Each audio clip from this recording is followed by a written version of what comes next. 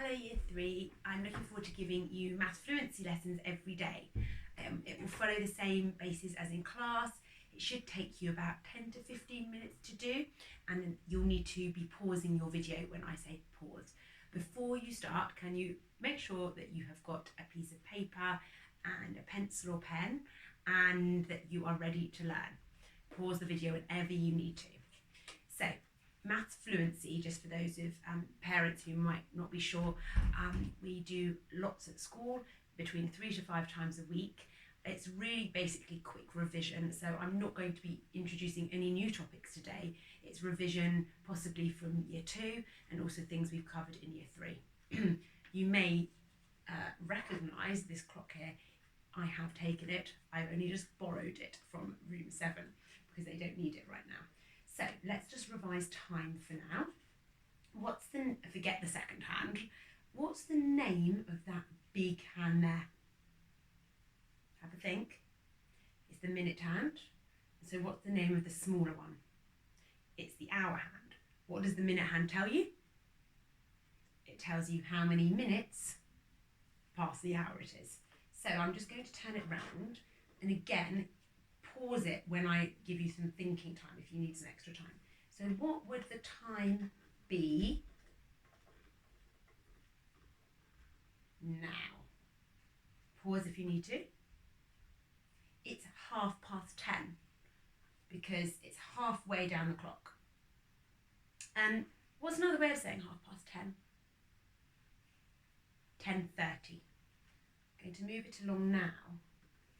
Over here, let me just turn it forward. Have a look at the time. What is the time now? Pause it. The time is either 15 minutes past 12 or 12:15.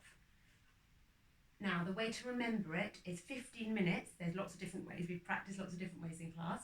You can count 5, 10, 15, or you just know that 3 times 5 is 15. And we know it's a quarter of the way round the clock as well.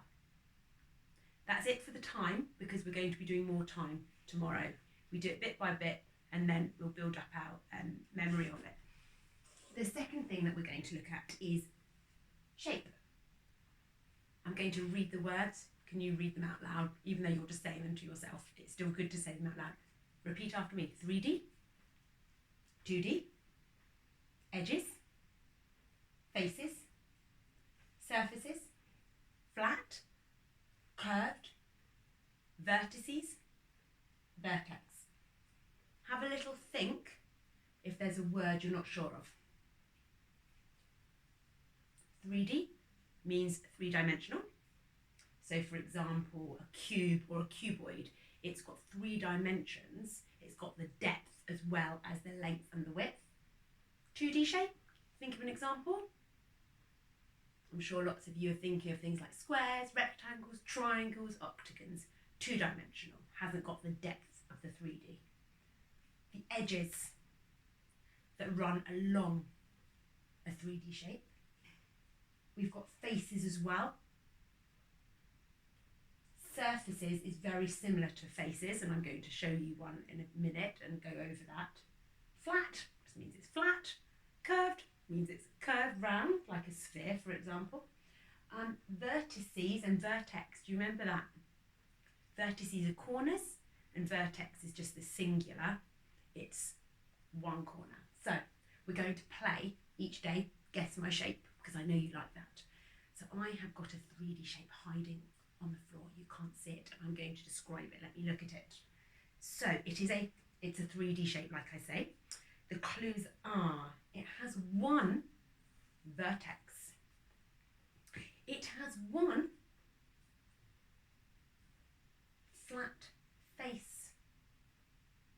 And it's got one curved surface.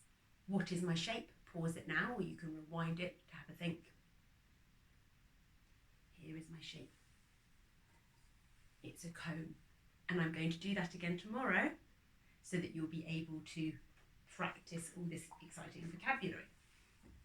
Right, the next slide, I'm I'm going to show you. You need to get your pencils or pens and paper out ready for this.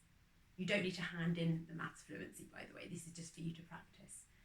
I want you to think about the best way, the most efficient way for you to work out this 256 plus 34. Pause it now, work it out. Okay, now you've worked it out, I'm really interested to think of the way that you have worked it out. Don't just say I did it in my head, because you must have been doing something in your head. What did you do in your head? Those who did it in your head, you may have used a number line method in your head, something like this.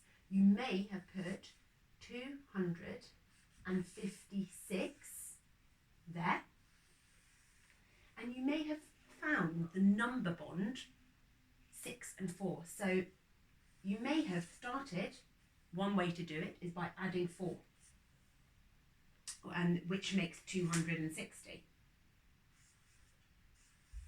I've added 4. It's a nice easy way. I'm just going to add 30 plus 30, 290. I would say for that question that is my preferred method. However, you may have used the column method that lots of you like. You may have done 256. Make sure it's all in the right columns. You can put hundreds, tens, ones, plus 34. You will obviously use a ruler to do this, unlike me. 6 plus 4 is 10. Carry that 1 to the tens column to show it's an extra 10. 5 plus 3 is 8, or 8 tens, plus 1 is 9. 9 tens, 90. And then 2 plus, there's no other hundreds, 200. So it is 290. It doesn't really matter which method you use. It's good to think about why you have used which certain method. And the last one, this is the one that I really like to do in room 7. So just practice, copy me, no writing involved. Add is that sign. So copy me, add, take away, multiply or times, divide, equals. Try that again because we'll be using it again over the coming days. Add, subtract, let's do times, divide, and equals. I'm going to say a word, you're going to make a sign. Minus. You should have all done that because minus is the same as subtract. How about find the difference between? Try. That's subtract as well. If you find the difference between 7 and 9, it's 2. You do the bigger number 9, take away 7. Find the sum of. That's add. The sum should always be add. Find the product. That's a tricky one. Yes, it means multiply. Share something between. That's divide. The same as. That is equals. Well done. We'll go over very similar questions tomorrow just to really get that in our head. I hope you enjoyed that maths fluency. See you soon. Bye.